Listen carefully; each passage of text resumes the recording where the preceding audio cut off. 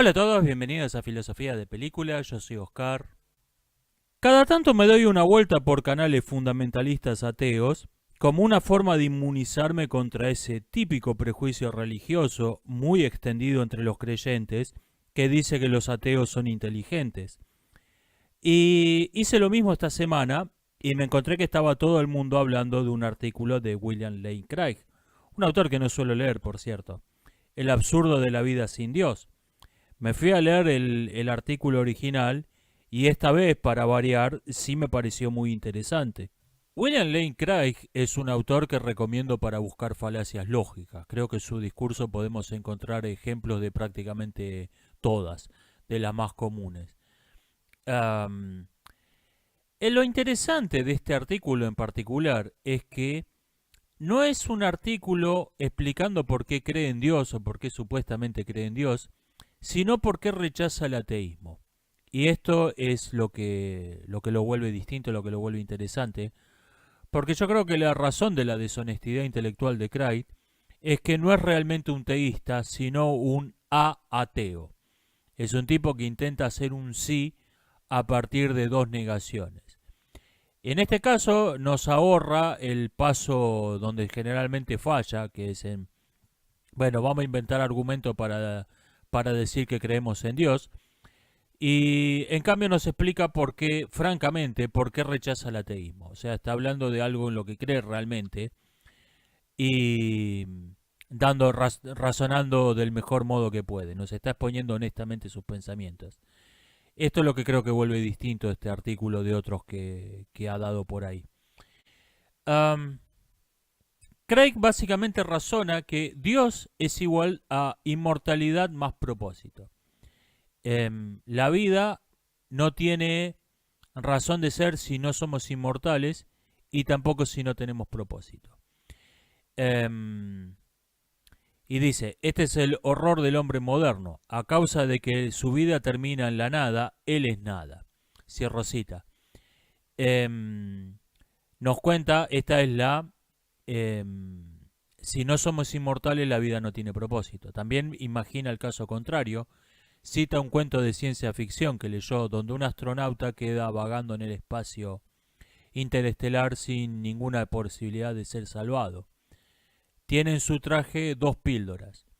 Una es veneno y la otra es la píldora de la inmortalidad, que lo va a volver inmortal. Y analizando su situación dice que lo mejor que puede hacer es tomarse el veneno, a acabar con su miseria. Se traga la píldora y después de que lo ha hecho se da cuenta con horror que se ha tomado erróneamente la píldora de la inmortalidad y le espera un destino todavía peor que la muerte, le espera vagar eternamente en el espacio, una inmortalidad totalmente vacía, una vida sin ningún propósito, sin nada que hacer, un tiempo infinito sin nada en que llenarlo. Creo que William Lane Craig está incurriendo en una falacia de composición al razonar en esto. Está diciendo, inmortalidad más propósito igual la vida tiene sentido. Propósito sin inmortalidad, la vida no tiene sentido. Inmortalidad sin propósito, la vida tampoco tiene sentido. Por lo tanto, infiere sin argumentar y sin creer que necesita demostrar también esto, la vida sin propósito ni inmortalidad no tiene sentido, lo cual no se sigue. Esto es una falacia de composiciones cuando se atribuye al todo algo que se ha demostrado que es verdad respecto de la parte. Es como decir, un automóvil que tiene solo las ruedas traseras no anda. Un automóvil que tiene solo las ruedas delanteras tampoco anda. Por lo tanto, un automóvil que tiene las ruedas traseras y las delanteras tampoco debe poder andar. No, no es así. O haciendo una mejor analogía, un automóvil al que le faltan las ruedas delanteras no anda. Un automóvil al que le faltan las ruedas traseras tampoco anda. Por lo tanto, un vehículo que al que le faltan no tiene ni rueda delantera ni rueda trasera, tampoco debe poder andar. Y no, probablemente tenga una oruga o tenga esquíes o por ahí es una lancha. Está razonando de un modo que es falaz. El problema con todas las filosofías que analiza William Day Craig en su artículo, es que no son un vehículo distinto, no son una lancha, son como el automóvil al que le faltan dos ruedas. Todas ellas son un ateísmo incoherente e inconsecuente. Craig dice que la vida del hombre moderno transcurre entre dos relatos: el relato religioso de la trascendencia metafísica, negado por la ciencia, y el relato científico que ve el mundo como una serie de interacciones entre fuerzas brutas sin ninguna razón de ser. Uno tiene sentido, pero no verdad. El otro tiene verdad, pero no sentido. Y el hombre necesita las dos cosas, el sentido y la verdad. Por eso, lleva una especie de, como un contador deshonesto, lleva una especie de doble contaduría. Y dice que esto se resume en la filosofía de Sartre, que resume en la frase: vamos a pretender que la vida tiene sentido, aunque de hecho no lo tenga. Y Craig dice con mucha razón en esto que eso es engañarnos a nosotros mismos. Acá creo que hay otro razonamiento falaz. Craig da por sentado que la moral necesita ser trascendente para ser absoluta. Pero esto no es así de modo inevitable. Por ejemplo, las matemáticas son absolutas y no son trascendentes. La matemática no existe más que en nuestra cabeza, no existe más que en nuestros cerebros humanos. Y sin embargo, 2 más 2 no es, en mi opinión, según mi cultura, es 4. No, 2 más 2 es 4. El razonamiento de Craig creo que es el siguiente. Si la moral es trascendente, entonces necesariamente es absoluta. Pero los ateos niegan la trascendencia. Por lo tanto, el ateísmo es necesariamente relativista, es decir, no absoluto. Esto no se sigue. Si A, entonces B. No A, por lo tanto, no B. Esto es un razonamiento falaz, no vale. El hombre moderno, entonces, según Craig, se encuentra ante dos opciones, cada una peor que la otra. O bien los sustitutos de Dios, como los llama, la ciencia, la naturaleza, las religiones políticas como el fascismo o el marxismo, o bien el absurdo, la total ausencia de sentido. Cita un comentario que hizo un rabino sobre Auschwitz, que describe como un lugar donde los 10 mandamientos fueron invertidos. Una interesante observación esta. Ahora bien, la inversión de los mandamientos son mandamientos. Esto no es absurdo. Esto es el absurdo es la ausencia de sentido. El absurdo es la ausencia de valores. La ausencia de toda jerarquía. Ahora bien, alguien que dice matarás, no honrarás a tu padre ni a tu madre, está estableciendo valores. Esto no es ateísmo, sino satanismo.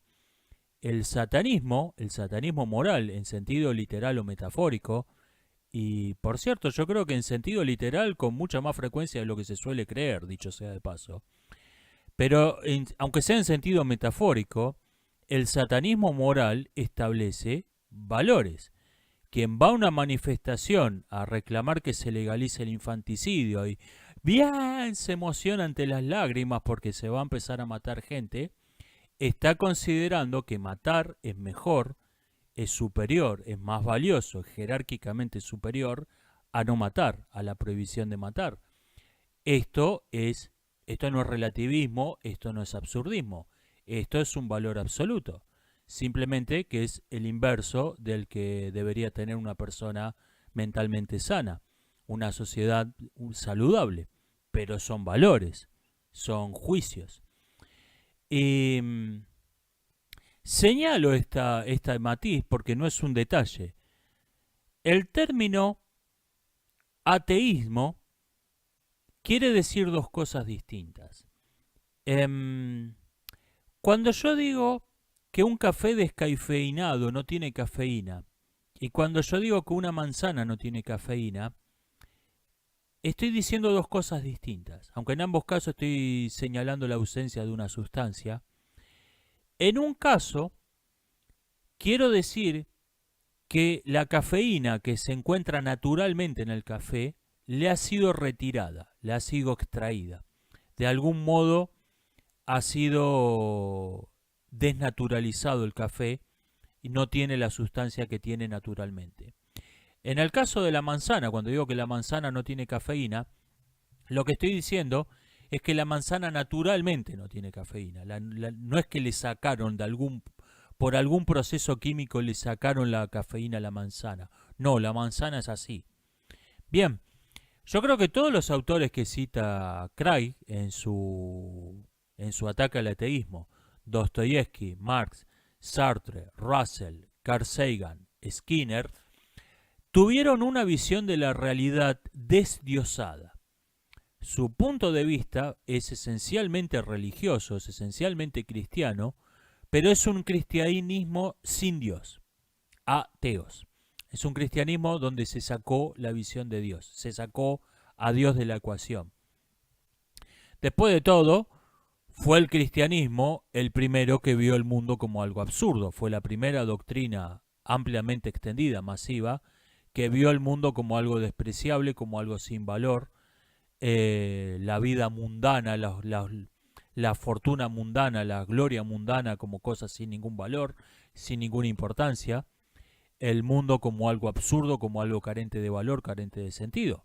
Lo que pasa que el cristianismo trasladaba el valor, trasladaba el sentido a la otra vida, al otro mundo, a Dios, al mundo sobrenatural.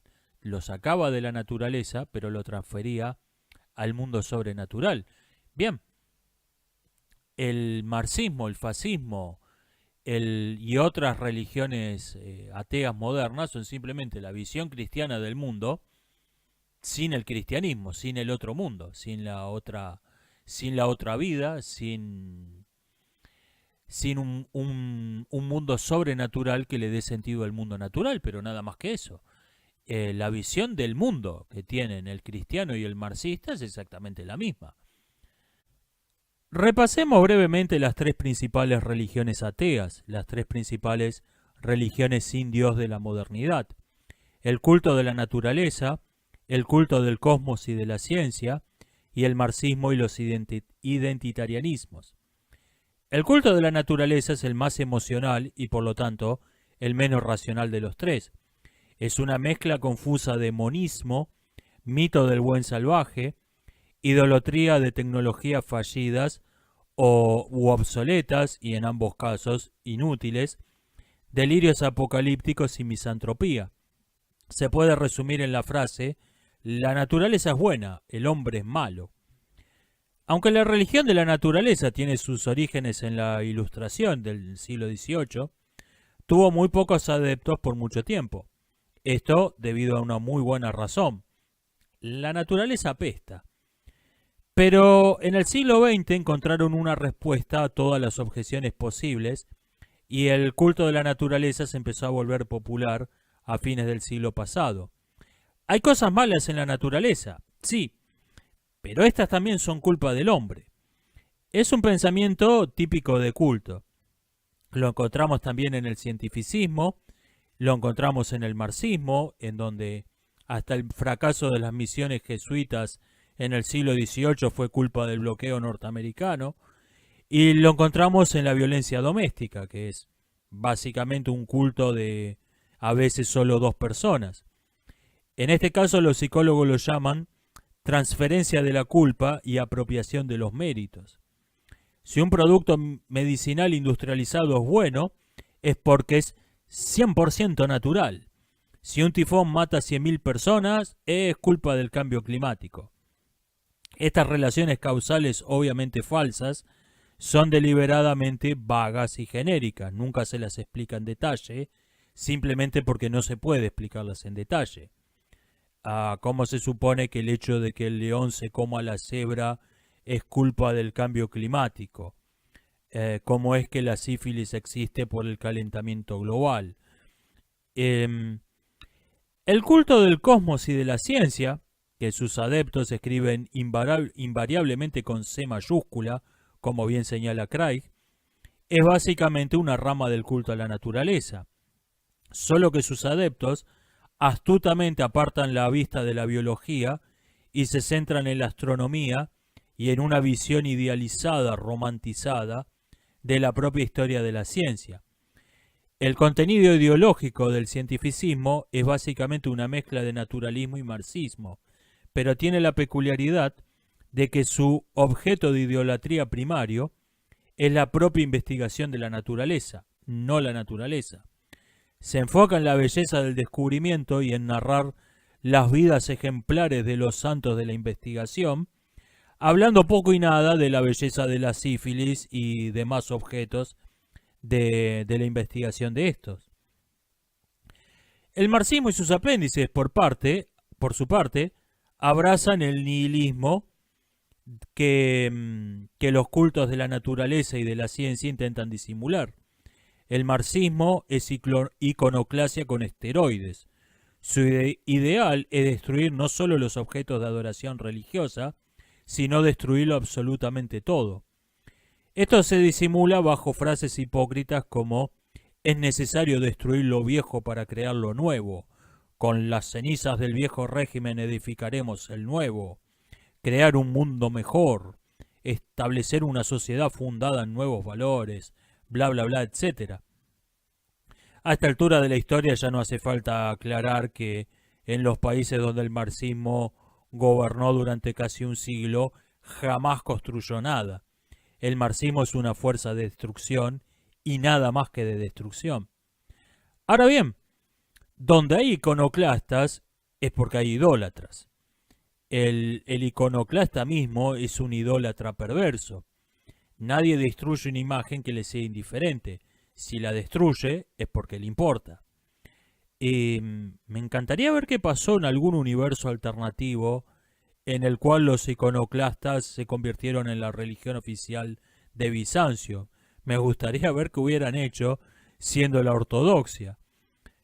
Probablemente hubiesen tenido que ponerse a fabricar imágenes religiosas para destruirla, no sé. Los marxistas han hecho cosas parecidas en el mundo real. No sería tan extraño esto. El cristianismo tomó el concepto de naturaleza de la cultura greco-romana, donde significaba la realidad esencial de las cosas, la realidad que no podía ser modificada y que no había sido creada por nadie. Los filósofos antiguos hablaban de no ir en contra de la naturaleza, pero esto no era un precepto moral, sino práctico. Edificar una casa sobre arena no es malvado, es estúpido nada más. El cristianismo reconoció la existencia de la naturaleza, pero la vio como un estorbo para la salvación de las almas. La naturaleza dejó de ser entonces algo moralmente neutro y pasó a ser algo malo o algo al servicio del mal, al servicio directo e indirecto del mal. El cristianismo es esencialmente una religión antinatural y que hoy muchos sacerdotes cristianos sean naturalistas o fundamenten una proposición moral en argumentos naturalistas, me parece que es el indicio más claro de que instituciones como la Iglesia Católica no son más que cascarones huecos dentro de los cuales ya no queda una sola gota de creencias auténticas. Algo así como lo que fue el paganismo de Estado de Juliano, aunque al revés. Que algunos científicos hayan irritado a líderes religiosos fanáticos al postular hipótesis que contradecían algún texto religioso, es algo que ocurrió en la realidad, pero son hechos anecdóticos, y las más de las veces la herejía científica fue más bien una excusa que no la verdadera causa de la condena de un pensador. Lo que no es anecdótico es que la ciencia es una actividad esencialmente religiosa. Condorcet observó acerca de la invención del reloj de doble péndulo, cito, «El marinero que llega a puerto sano y salvo le debe su vida a una línea de investigaciones que comenzó en la escuela de Platón y que, por más de 2000 años, había sido completamente inútil». Mircea Eliade observó que la investigación sobre hechos ajenos a la experiencia cotidiana nunca puede estar motivada por razones prácticas, aunque al cabo del tiempo vengan a resultar ser sumamente útiles. Ortega y Gasset definió a la ciencia como ascetismo de la razón y observó que el hombre masa es incapaz de hacer verdadera ciencia, señalando como una peligrosa ilusión la creencia de que lo único que hace falta para mantener vivo el progreso científico es dólares, predicción que podemos ver confirmada en el mundo de hoy, donde se invierte en la investigación científica un presupuesto incomparablemente mayor al de cualquier tiempo pasado, con resultados modestísimos.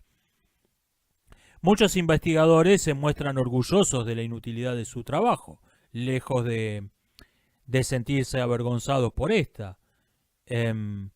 Por ejemplo, el matemático George Hardy, quien en 1932 dijo con una ironía completamente involuntaria: me gusta pensar en lo que hago como matemática pura, es decir, sin aplicación práctica, pues nadie ha encontrado jamás un uso militar para la teoría de números o para la teoría de la relatividad, y dudo mucho de que ello vaya a ocurrir en el futuro, incluso en un futuro remoto. 12 años después los aliados ganaban la guerra usando la bomba atómica para destruir 2 ciudades de Japón y la teoría de números para quebrar la clave enigma de los alemanes. Por su parte, Richard Feynman, siendo Richard Feynman, se limitó a observar: la ciencia es como el sexo, es algo extraordinariamente útil, pero no es por eso que lo hacemos. Todas estas religiones posmodernistas sin Dios son todas ellas ateísmos a medias, ateísmos incompletos, ateísmos inconsecuentes. Supongamos que hablo con alguien que me dice que su fin en la vida es irse al paraíso y evitar irse al infierno. Para esto se comporta de cierto modo y hace ciertas cosas. Ok. ¿Qué hay en el paraíso?, le pregunto. Uríes, me dice. Ajá. ¿Qué hay en el infierno? Fuego. Ajá. O sea, usted considera que las uríes son deseables, que el quemarse con fuego es malo. Sí. ¿Eso se aplica únicamente al otro mundo, a la otra vida, o también en esta? Unas cosas son deseables y otras no. Supongamos que me responde que también en este mundo son deseables. O sea, las uríes son deseables en sí y quemarse con fuego es indeseable en sí, independientemente de que exista otro mundo, de que exista otra vida. Y esto mismo, que en este caso simplemente es una cuestión hedonista, lo podemos aplicar a cuestiones más importantes, por ejemplo a la moral. Si alguien me dice ciertas cosas son buenas, ciertas cosas son malas, ¿por qué? Porque Dios estableció que hagamos lo que es bueno y evitemos lo que es malo. Ok, pero ¿eso simplemente es un capricho de Dios o esas cosas son lo que Dios dice que debemos hacer es intrínsecamente bueno y lo que dice que debemos evitar es intrínsecamente malo? ¿O simplemente Dios dijo no matará porque sí, porque Dios ya hace lo que quiere? Me dicen, no, esto no es que sea bueno, aunque hay teólogos que han defendido la hipótesis contraria, pero supongamos que un teólogo razonable me dice, no, Dios prohibió matar porque matar es malo, no es porque es intrínsecamente malo, no es que es malo porque Dios lo prohibió. Entonces, si matar es intrínsecamente malo, entonces malo aunque Dios no exista. Y es el mismo razonamiento que antes aplicábamos en una cuestión hedonista, aplicado a una cuestión moral. Es indiferente que el paraíso exista, que el infierno exista, que Dios exista, que haya mandamientos divinos. Matar es malo y punto. Y yo creo que este es el error de Craig. Está cometiendo una falacia de composición. Está razonando que la vida tiene sentido con inmortalidad y con propósito. No tiene sentido una inmortalidad sin propósito y no tiene sentido un propósito sin inmortalidad. Pero está dando por sentado que por lo tanto una vida sin inmortalidad ni propósito no debe tener sentido. Y no. Al no tener ni un propósito, cuando digo propósito me refiero a una finalidad trascendente, o sea que lo que hacemos en esta vida es un medio para un fin en otro mundo, en otra vida. Nada más, no tienen sentido en sí mismo. Eso es una visión esencialmente religiosa de la vida. Y tampoco tiene valor si no fuésemos inmortales, pero si sacamos las dos cosas, ni propósito trascendente, ni inmortalidad, la vida vuelve a tener sentido. Tiene sentido, no que lo que hacemos acá y ahora tiene sentido para lo que va a pasar dentro de 1.000 millones de años en otro mundo. No, tiene sentido acá y ahora. Las acciones empiezan a tener sentido en sí mismas. Repito, en un ateísmo coherente, en un ateísmo consecuente, las acciones tienen sentido acá y ahora, no como medios para lo que nos vaya a ocurrir en otro mundo. Lo que ocurre con las visiones de la vida desdiosadas es que son ateísmos incompletos e inconsecuentes.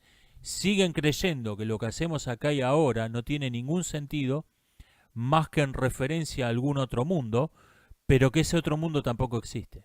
Entonces, ahí es donde aparece el absurdo moderno.